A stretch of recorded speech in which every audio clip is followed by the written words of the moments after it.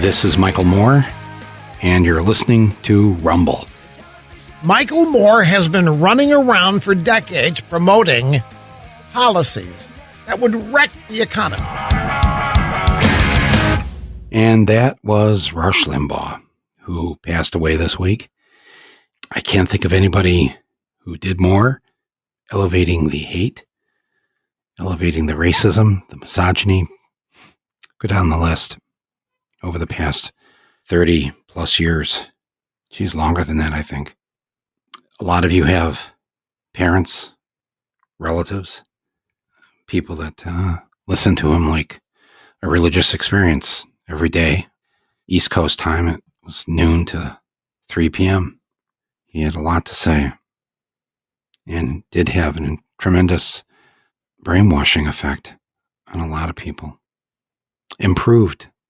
Trump learned this the best. Trump probably considered him a mentor.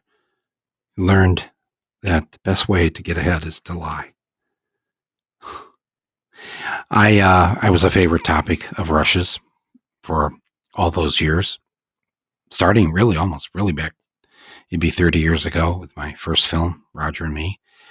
And I just kept, I used to try to keep his rants about me because they thought they'd make a nice archive someday, but then it just got to be so many. I gave up on the project. So it just, I was a recurring character on the Rush Limbaugh show. I'll just give you a few examples. This one here that you just, the beginning of it, which you heard just now, I believe is this past year, his last, bit of talking about me, and I just want to play another 20 seconds of that. You can only take so much of this. We're not going to do the whole show on this. I got some important things to talk to you about, but let's just go back. I'll give you a little bit of Rush through the years here. I promise, like just a minute or so of this. Let's listen to the rest from 2020. Rush Limbaugh talking about me. We'll find out just exactly how block-headed the people on the left are that we're dealing with, and that we're going about dealing with them in the entirely wrong way. We can't deal with them logically because they're not using any semblance of mental acuity to arrive at whatever they believe. They are strictly the recipients of propaganda. And that's it. They can't tell you why they think what they think. When you challenge them, that's when the insults start aimed at you. You're a racist. You're a bigot. You don't know what you're talking about. They can't defend what they believe unless they have had some propaganda they think that defend. Using logic on them is a waste of time. If you're debating them on Twitter, forget it. It's a total waste of time. You're not even on the same wavelength with these people because they're not using thought. They're not using any brain activity whatsoever other than memorization of propaganda. The next one is Rush talking about myself and Jesse Jackson. This comes from year 2011, Rush Limbaugh. You know, these guys that keep calling for civil war and revolution, Jesse Jackson, Michael Moore, they better remember all they've got's fire hoses. They can't compete with us. Their fire hoses not going to intimidate us. That's right. We only have hoses. Jesse Jackson and me. Fire hoses? Lawn hoses? What kind of hoses did he say we have? Actually, I think history will show that his side, the right wing, the bigots, the fascists, have always been the ones with the fire hoses, hosing down the defenseless. This last one's also from 2011, Rush talking about my fight for the people in Wisconsin. Every hard-working American family I know is led by a long-haired, maggot-infested Michael Moore fan, bust in from out of state to raise holy hell, shutting down the Wisconsin State Capitol building while chanting, "This is what democracy looks like." The left is imploding. We see it in front of our eyes. We're seeing it around the world. And there you go. I guess that's our tribute to Rush Limbaugh. I don't like to speak ill of the dead. I think he made it quite clear who he was and how he lived his life. And I'm sure his family, his friends miss him, and we won't. But that's the worst I'm going to say about it at this point. I feel bad for this country that we have so many tens of millions that bought into this. So sad. Sadder than anything, really, on some level. And the way that ignorance was encouraged, the way that stupidity was fomented. Before you get to hate somebody, you first have to be ignorant of them or of the issue, whether it's healthcare for all or whatever. And his show was a daily place where people could go to become more stupid and more ignorant. And that just grew and grew and grew. But first, you have to be ignorant in order for them. The second phase of their mission is fear, because you're afraid of what you don't know. You don't know a group of people. You don't know a particular issue or an ism. Then you become afraid of it. And the fear reaches a certain level, and then phase 3 kicks in, hate. Then you hate it. Then you hate them. And that boils, and it's fed every day at noon to 3. It's fed and fed. It's fed on Fox News. It's fed on all these. And then finally, phase 4 occurs. From ignorance to fear to hate to violence. And we got an awful dose of that last month when, for the first time ever, our own citizens attacked our Capitol. The first time ever, our own citizens tried to attempt a coup of our democracy. Ignorance leads to fear. Fear leads to hate. Hate leads to violence. That's the equation. That's what we now have to deal with. And the stupider that people can become, the better. The better that those in power can manipulate them and can control the situation. And my friends, you can't get more stupid than the state of Texas. I mean, it is tragic what we're witnessing this week in Texas, but it is the result of leaders there who I don't think are so stupid. I think they know exactly what they've always been doing, is to try to make their own people stupid by having a shitty education system, by doing things like trying to control our textbooks, not just in Texas. You know the story, right? That because Texas buys so many textbooks, no textbook publishing company will publish a school textbook without getting the approval of the Texas Board of Education and their book committee, their book approval committee.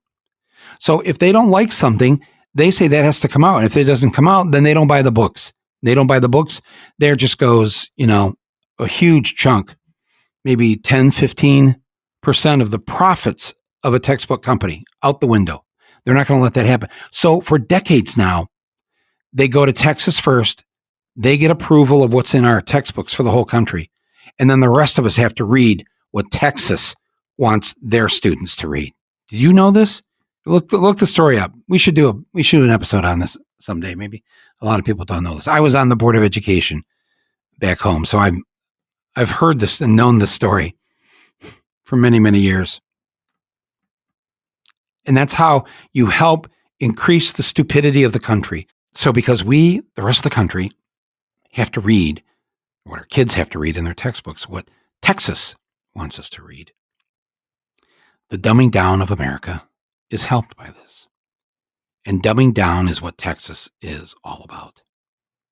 Now, I need to say this because there's a big part of me as I've watched this happen with the weather this week in Texas. It's just like, you are the state that keeps voting for Republicans. You're a big Trump state. You're a state that you support the politicians that say climate change is a hoax. It's not real. and you reward them by reelecting them over and over again, your state representatives and your senators to the U.S. Senate. Yes, right. We all saw the pictures of Ted Cruz trying to sneak off to Cancun, and he got there. But then the word got out that he wasn't going to stay behind with everybody else and suffer. He put the family on the plane along with himself to go down to Cancun. And then it came out, and then he had to lie and say, oh no, I was just taking the kids down there because they wanted to be with their friends. Come right back. So he was forced to come back the next day. But he thought people would be stupid enough, at least in Texas, maybe he thought that was right. Yeah, they would be stupid enough to buy that. He was just doing it for the kids. But I want to say this because as angry as I continue to be about the state of Texas and the politicians it gives us, you need to know something, and I need to be reminded of something about Texas. Just like we saw Georgia in one way, but that was the old Georgia.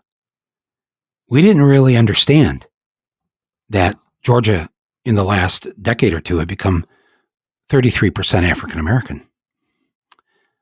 That Georgia was a different place.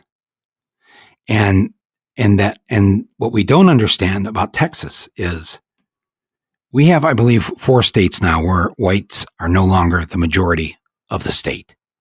You can probably guess them, right? Hawaii, obviously, is one. New Mexico is another, which you can probably figure that out because the clue is in the name of the state. New Mexico. California this past year. White people became the minority. And then finally, Texas.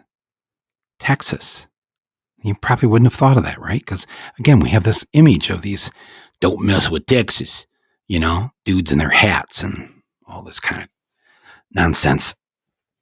But the truth is that 57% of Texas is brown or black or Asian or something that's not white.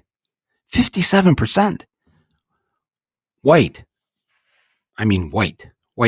people make up 43% of Texas. That's it. Now, that's a lot.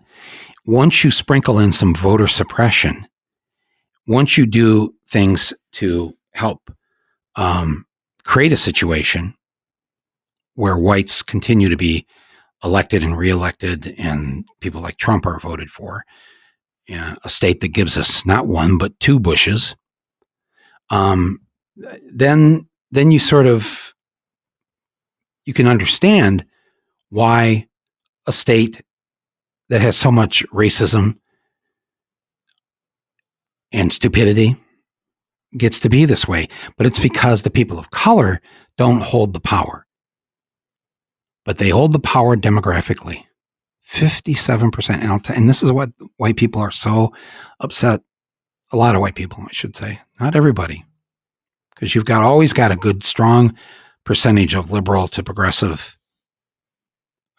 citizens, even and especially in a place like Texas. But white people know time's up.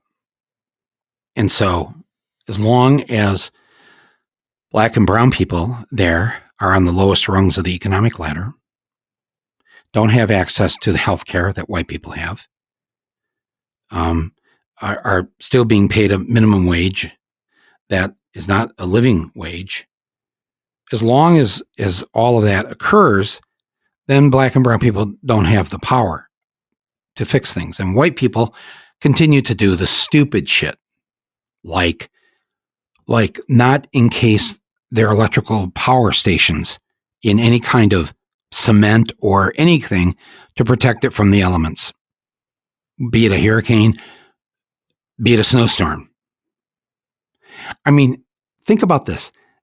When you see a state where at least the majority of the people that are voting and the majority of its politicians say climate change is a hoax, and they get hit by hurricane after hurricane, or in this case, 0-degree weather, as it was in the Panhandle, and even way down in Houston, I think it was less than 20 degrees. Over and over, they get hit by the weather, and they don't even want to consider what might be going on. You almost want to say, okay, you want to live that way? Have at it. Good luck. See ya. Don't want to be ya. Except they have children.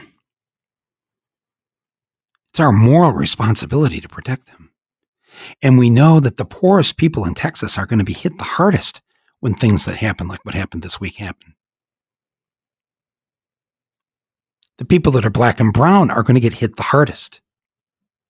So we have to have huge compassion. If I were Biden, I get on a plane and go down there right now and say, look, I've seen the situation here.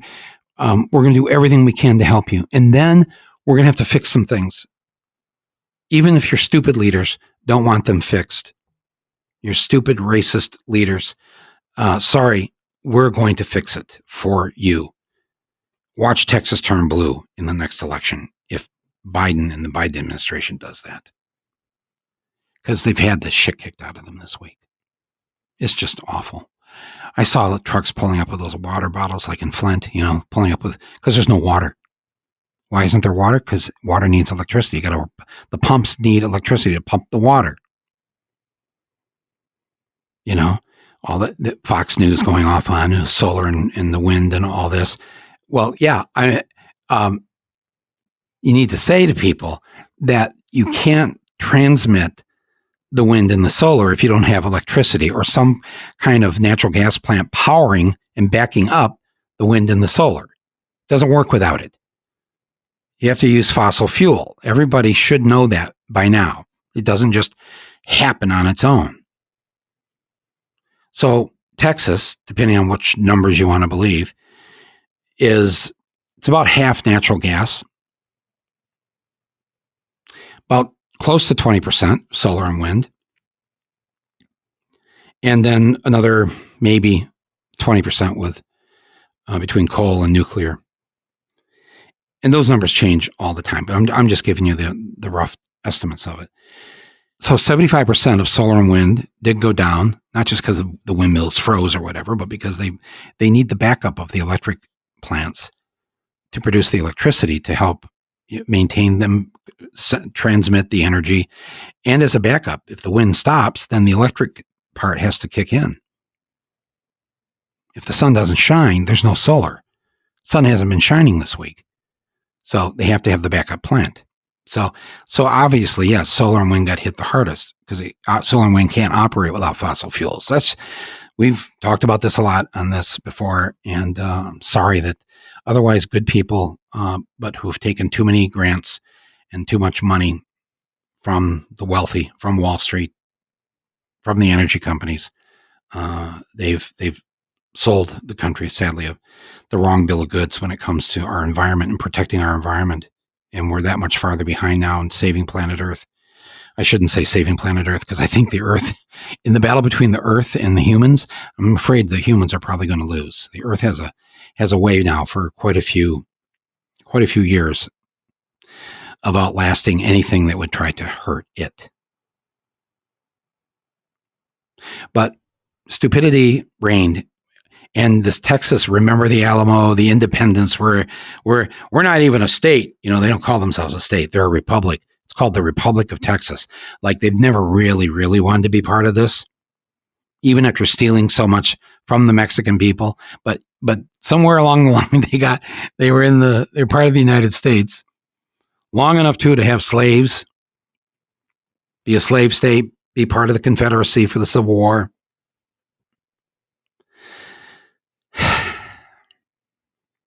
And in this case, with energy, they decided to have their own grid.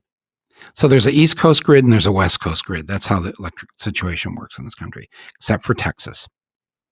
They hate the federal government. They don't really like the idea of the United States. And so they wanted their own Republic of Texas grid, and they got it for just about the entire state. A little piece of the panhandle that's not part of it. There's a little piece of far eastern Texas, and then there's El Paso. They're all part of either the West or East Coast grids, except the bulk of Texas is not. And so when you go down, you have no interdependency with the other grids. That's the end of you. And the news came out. here, I think last night, they were talking about, they were actually just seconds, maybe minutes away from losing the entire grid. If that happened, it would take them at least a half of a year to rebuild, which means there would be no electricity for 6 months, which means there would be, in addition to a whole bunch of other things, no water in your home. And that, my friends, would have created a calamity of proportions we don't even want to think about. The human body cannot go without water for more than 4 days. That's it. That's how we're constructed. We can go without food for almost 40 days. But water, 4 days.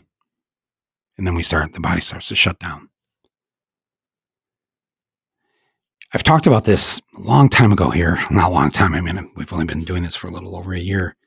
That the grids, the two big grids, the East and West Coast grid, I talked about the solar storm that happened in 1859. I'm sure you remember this story. In 1859, a solar storm got through our atmosphere. And as a result, well, we didn't have electricity then. There were no electrical lines or whatever, but we did have the telegraph, and that did operate with the principles of conductivity. And it fried the telegraph system in the country. And it took a while to rebuild it, but they rebuilt it. We've been due for one of these solar storms to get through our atmosphere now for some time. Scientists have tried to warn us about it. Nobody wants to talk about it. Republicans don't want to spend any money on infrastructure, so they don't want to pay the money that we need. We need a backup grid across the whole country. For if the actual grid goes down, we have a backup to turn on. Because again, that solar storm that fried the telegraph system in 1859, if that got through now, it could fry the East Coast. The whole East Coast grid could go. And they predict, scientists, that it would take about a year and a half to rebuild. You're going to go a year and a half without water? You're going to go a year and a half without any electricity? With the inability to charge your phone, go on the computer, do your work, get to work? Electric car? Where are you going to plug it into? This is such a serious problem, though. It's just you almost sound like, the sky is falling when you talk about things like this. It's right in there with the people who are trying to warn us that the oceans are dying, that large swaths of the ocean don't have fish in it, don't have fish that we can eat. There are all these things, that are in the on-deck circle. And we've got a taste of it from the pandemic. And so we know just how bad things can get when we're not ready. And Texas was not ready. Didn't believe it could happen. Didn't believe in climate change. So therefore, why would they try to protect their substations where the electricity is sent from neighborhood to neighborhood? Why would they do that? Why would they do anything to make sure the natural gas pipelines are protected from the freeze in the ground? Why would you do it? Because there's no climate problem. People are paying a serious, serious price for this stupidity this week. And from the political philosophies of the Republican Party in Texas, which is against regulation, so there is no regulation of any of this. They're against the federal government because they don't want some government in D.C. telling them what to do. Oh, but they'll take our help now. Yeah. I don't know. This just sounds like you don't want to condition anything on anything because, again, kids are in danger. Poor people are in danger. But you really just want to say to these Texas politicians, yeah, we'll help you, but you're going to have to change. You're either in the country or you're not, and we're on this together, or we're not. And you can go your separate ways. The Republic of Texas, we don't need you. Don't worry, there won't be a civil war. And all the black and brown and poor people that want to get the hell away from you will be more than welcome in the other 49 states. Yeah, maybe 46 states. And you can keep your Houston Astros and their cheating ways too, by the way. Just have to get that out there. And your Bushes. W. Oh, W. He seems so sweet and charming now, doesn't he? We're going to pay for his wars, at least for the rest of my life, many of your lives. Trillions, hundreds of thousands of dead Iraqis, thousands of our own troops, thanks to the man from Texas who executed more than any other governor. Death penalty man, George W. Bush. And while he was president for those 8 years, he banned stem cell research.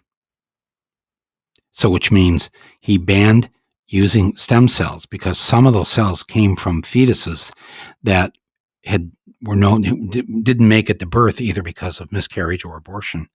And so the stem cells help scientists deal with disease and epidemics and things. It's one of the ways they find out how the human body works and what you can do to give it some sort of inoculation or treatment or whatever. 8 years, we lost 8 years of science in helping people's health because of Bush's stem cell ban. I'm not going to go down the list any longer. You get the idea. We know what Texas is. We know what we've had to deal with. And we know what the children and the poor and the black and the brown have to deal with in Texas. So I'd like to figure Texas out and figure out what to do about them. I think we're going to have a lot of Texans on our side after this. I think the light bulb went off in a lot of people's heads. And ultimately, as you know, my friends, we have to deal with an economic system that is unjust, it's unfair, and it's not democratic. They call it capitalism. I call it greed. It has to be ended. And don't worry. I know, remember, you've been made stupid. So we don't teach economics in our public schools, what capitalism means these days, what socialism is, what communism is. All these terms get thrown around. Nobody really knows what it is. Yes, without capitalism, you will still you have the potential to earn a very good wage and also making sure that there will be a safety net in case a day comes when you can't earn that wage. You'll be able to start a business. You'll be able to come up with a great invention that's good for all of us. All that stuff. In a social democratic state. Until we have that, in other words, a state, a government where we, the people, truly do control the government. Until we get rid of the Electoral College where once that happens, we, the people, decide who the president is, and that's that. Sometimes it'll be somebody I like. Sometimes it'll be somebody I don't like, but it doesn't matter. The majority of Americans decided this is who they wanted to be president of the United States. Okay. That's called a democracy. What we have now is not a full, complete democracy. We get rid of that. Things like Texas have less of a chance of happening because the people, not the profits, will make the decision. The profit motive will not be in charge. We, the people, will be. I'm sorry. The people of Texas, probably many of them can't even listen to what I'm saying right now.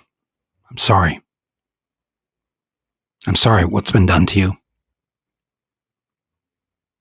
I think I can speak for most people listening to this that we care deeply, that we've been crushed witnessing what has happened to you, that we will do whatever needs to be done to stop the madness and the stupidity in Texas. And this Republican Party, so many crimes against the people. Don't worry, my friends, it will come to an end. People will rise up. They won't tolerate this. Not when they're freezing to death in their homes, not when their kids have nothing to eat, and not when they're shipping in trucks with water bottles like they did for Flint. Once you privatize the very basic needs, just as they tried to do in Flint, they tried to make a profit off of water. which resulted in making the people drink from the river and poison every single person in the city, and especially the lead poisoning of the children, 10,000 plus with permanent brain damage, because we wanted to make a profit, because we wanted to privatize the water system. They want a privatized grid in Texas. This has to end. And by the way, those water bottles, you see them trucking in, let me just so we understand the Flint math. You can look this up. The average American human uses about 70 to 80 gallons of water a day for all the uses we use water for, from taking a shower to cooking to drinking water, brushing your teeth, doing your laundry, for the dog and the cat. Add it all up, about 70 to 80 gallons a day per human in the United States. So let's just give the people in Flint 50 gallons a day. It's easier to do the math. And plus, they're from Flint. They only need 50 gallons. 50 gallons, I'll do the math for you. You know those water bottles, the ones that mostly they're 16 ounces, the average one that you drink water out of, Poland Spring or whatever, 16-ounce bottle. Okay, so how do you get to 50 gallons? All right, so there's 8 of those, 8 times 16. Now you've got a gallon, right? Now times 50. You do it, you got it? It's about 400 water bottles a day per person. Nobody in Flint ever got that. And that's why taking a shower went to once a month. And that was if you could get somebody, a friend or a neighbor, or maybe a relative that lived in Ann Arbor or Lansing or Grand Rapids, you drive there to get a shower, get the kids a shower. You didn't do laundry. You had to go somewhere for that. Or you could do it in the poison water if you wanted to. The suffering. This has gone on in Flint for almost 7 years. The suffering. And they're saying that the water, because so many pipes broke from the freeze in Texas, it will be months before they have the water back up and running. There are not enough water bottles in all the world to ship to Texas so that each human in Texas can have 400 water bottles a day of water. We're better than this. Many of us, most of us, are smarter than this. The enforced stupidity and ignorance must be brought to an end. And no better time to do that than now. In the month or two after the idiot president was removed from office. Come all over, yes we are. Come all over, near and far. Come all over. I want to give a shout out here before we go on to our underwriter, SignalWire. It's a new video communications technology that's designed by a couple of brilliant software developers who just happen to be from Michigan. If you're working remotely these days, whether it's with yourself or with a team, you know it's a struggle to keep everyone connected using the existing video communication tools. I think you know which ones I'm talking about. The reason for this is because these other tools to have these meetings online, they were designed for occasional scheduled meetings, not to replace the daily face-to-face interactions that you have constantly all day long with the people that you work with. SignalWire, though, is different. Not only is it an alternative to old video tools, it's an online alternative to the physical office itself. SignalWire features always available video rooms. It's great for creative types, for writer rooms, film studios, whatever you're doing. It's a great way to sort of set up and organize your work life. And SignalWire has better audio and video quality and is more secure than the existing video tools. So go to signalwire.com, SIGNAL wire, signalwire.com, and use, when they ask you for a code, just type in my last name, Moore, and you get a free 30-day trial. So try it out for free for 30 days. See if you like it. I think you're going to like it. Signalwire.com, and remember to use the code MORE, MOORE, for a free 30-day trial. And once again, I thank the good people who founded SignalWire. I thank you for supporting this podcast here on Rumble. In other news, we haven't talked about COVID for a while, and I don't want to belabor this too much here today, but man, oh man. So we hit the 500,000 mark of deaths here overnight. What can you say about that? 500,000 dead Americans. I'm not even talking about the rest of the world now. Just 500,000 dead here. No action was taken when it was needed. No preparation was done, even though for years we were told this could happen. Something like this could happen. And now we're being told it will happen again. There will be future pandemics, and the future could be next year or the year after that. What are we going to do to give science and whatever else needs the money and the help to protect our citizens? The mutations, they talk about the UK variant or the South African variant, the Brazilian. Listen, that is, stop. It's almost, you got to stop watching the news. There's at least a dozen now, what they're calling homegrown variants. That means mutations that have taken place right here in the United States. Right here, right now. Will the vaccines everybody's getting, will it protect them from these? Somewhat, maybe. Yes? No? We don't know is the answer, actually. We will know. And if we find out that they don't, then we all got to line up for another shot, and then another shot after that. My friends, this is why Biden is trying to make this job one and put this as the top priority. And we don't want to hear from a single goddamn Republican getting in his way, trying to stop this. These people who told us this was a hoax for a year and supported this past president. And even though he knew and he told Bob Woodward, and there's tape of this. Can we just roll the tape again of what he told Bob Woodward 9-10 months ago? This thing is a killer if it gets you. If you're the wrong person, you don't have a chance.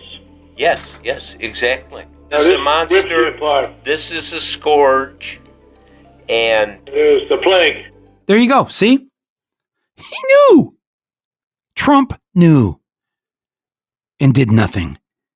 Nero fiddled while Rome burned. And now we've lost 500,000 Americans. More will die. Many more.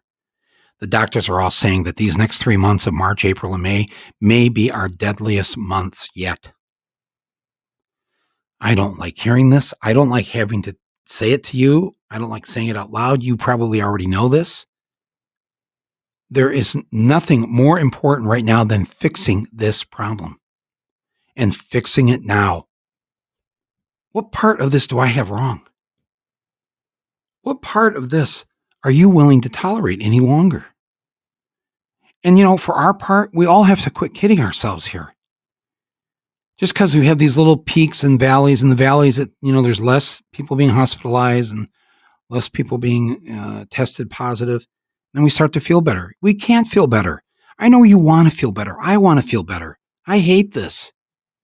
I know we're all going a little batshit crazy over this. But my friends, when they say double up on the mask now, that's what they're trying to tell us something. You know what they're trying to tell us? Double up on the masks. The masks, the hand washing, and the social distancing are the 3 most important things we can do. On some level, more important than the vaccination, though that has to happen. Every single teacher to the front of the line. Every single teacher has to be vaccinated. If I had kids of school age, I would not have them go to school unless the teachers were vaccinated. And as soon as kids can be vaccinated, or at least teenagers, they should get it too. Please, anti-vaxxers, don't write me. I'm sorry you've confused an apple with an orange here. I don't know what to say. Everybody needs to get vaccinated as soon as possible. Well, Mike, I can't believe you just said that. You drank the Kool-Aid. Oh, man. My friends, everybody, this is criminal that we don't have enough doses, that Trump had no system set up to get those doses put in arms. I know Biden is doing the best he can do. He's doubled since he took office the number of doses being given to people per day. The day he took office, there was something like 800,000 doses going into American arms. Now it's 1.7 million. So that's good. Still not enough. we should try to get everybody vaccinated in 100 days. That's 3 million doses a day. Now, to the people listening to this in other countries, you're so good to me, and thank you for listening to this podcast. And you know that I have to spend a lot of time encouraging my fellow citizens to do certain things.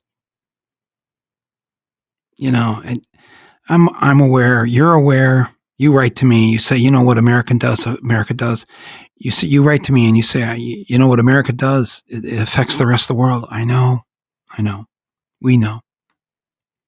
We're trying to fix it. You have to do what you can do, and we have to help you do it too. That's who we supposedly used to be, right? We not only helped ourselves, we helped everybody else. Or at least we said we did. Did we? I think we did. I don't know. Maybe not. But right now, everybody is in the boat together. And we, my friends, Americans, we have to fix this right now. We have to insist that Biden and company, that they be in charge of these factories that create the doses. The government has to run this program, not a private profit-making corporation. I'm not saying they have to work for free. The government can pay them, just like the government paid General Motors during World War II to build the tanks and the planes and whatever. But still, you can't leave the decision-making power up to them. We have to do this.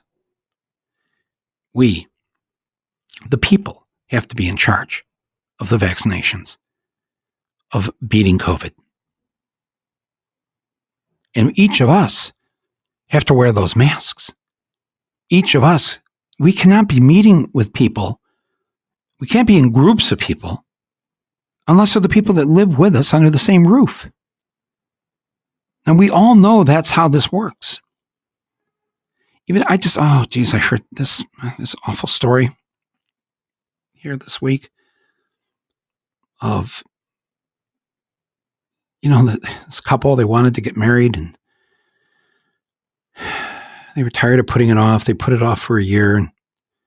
And so they decided to have a wedding with just themselves, both sets of parents, and just the one bridesmaid and one best man. And they had it at I think it was the bride's house. Except the bride had to work. Wasn't able to, like a lot of people, work from home. Forced to go into work. Weeks later, her new husband's father was dead. Everybody else, nobody else worked.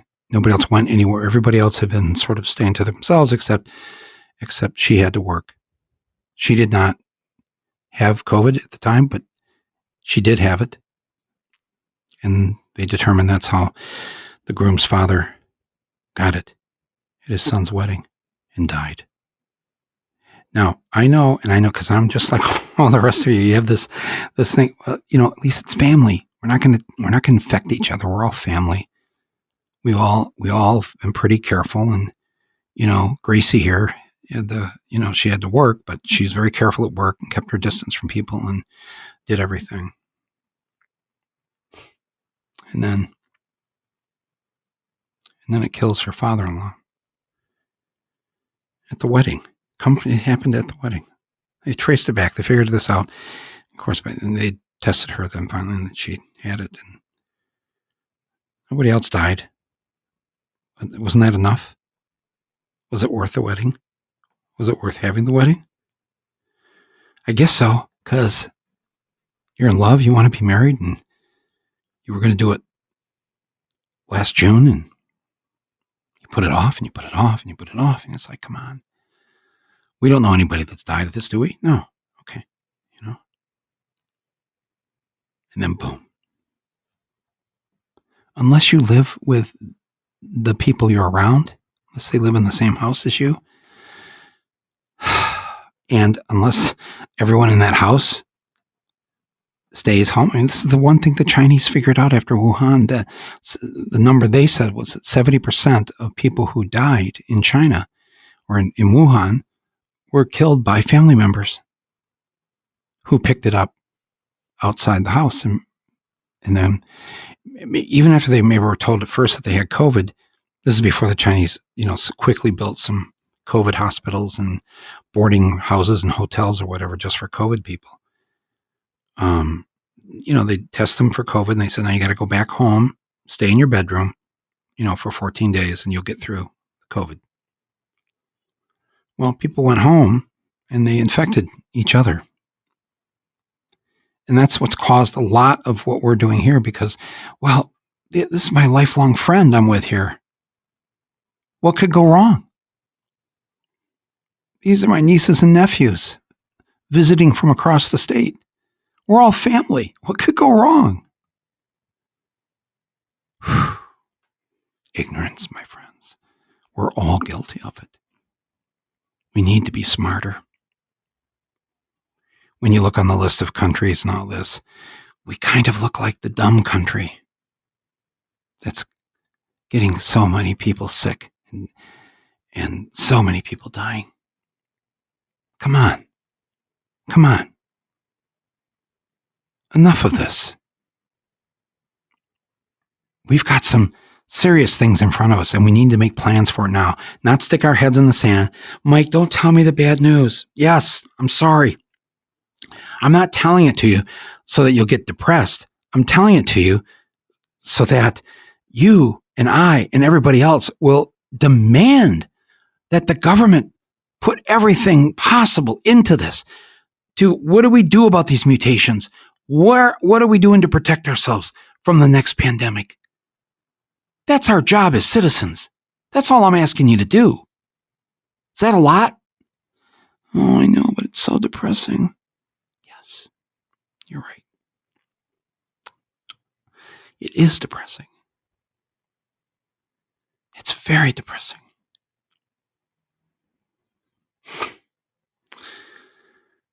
But that can't paralyze us. If you sink into your despair, you're finished. We're all finished. Action is the antidote to despair. Action is the antidote. In a democracy, especially, action. Action is what saves us. Thank you, Georgia. You proved that to us. You showed us what action can do.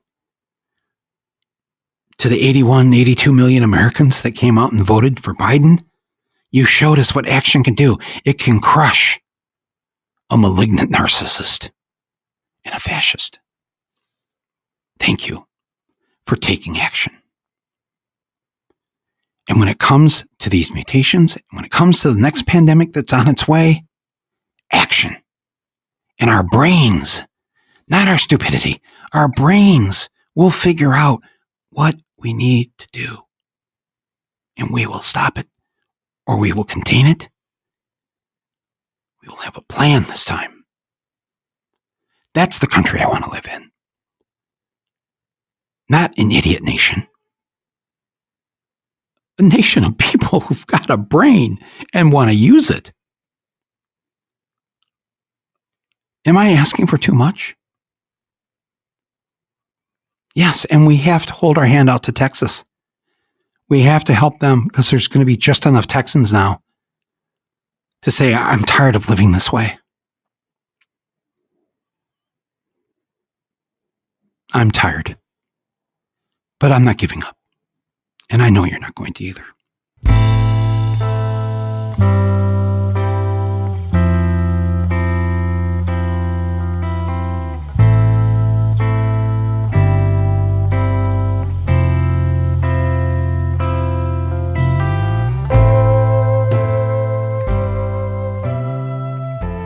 This is probably a good time to thank our other underwriter for this episode, HBO Documentary Films, and for their outstanding documentary from this year called Welcome to Chechnya.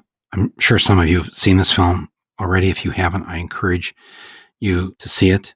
It was directed by one of our great documentary filmmakers, David France. David France was nominated for the Academy Award for his incredible film, How to Survive a Plague, an important documentary on the movement to bring about the containment of AIDS and HIV. It didn't happen on its own. It only happened through citizen action. And I mean hardcore citizen action.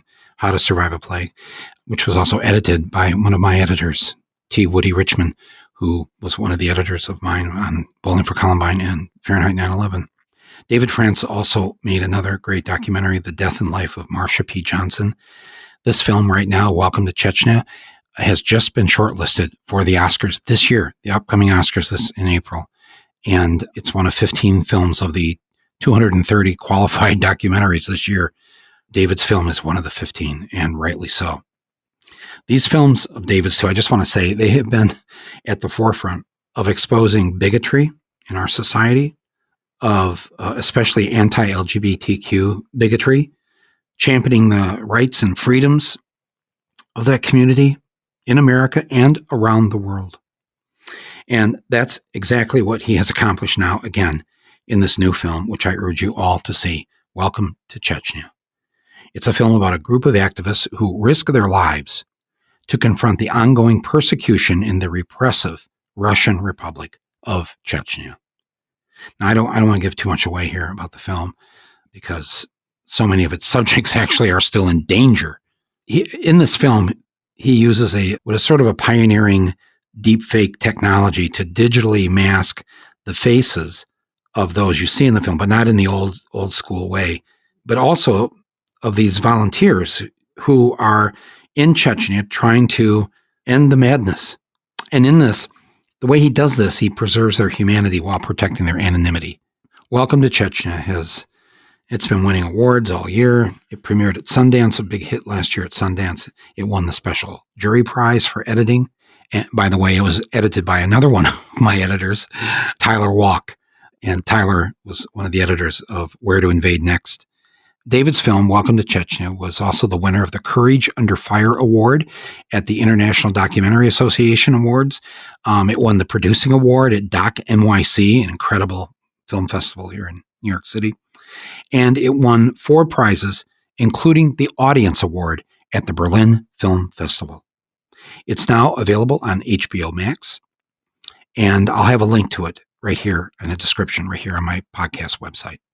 I want to thank, again, HBO Documentary Films for supporting this podcast, for supporting my voice, and for supporting such powerful films as Welcome to Chechnya.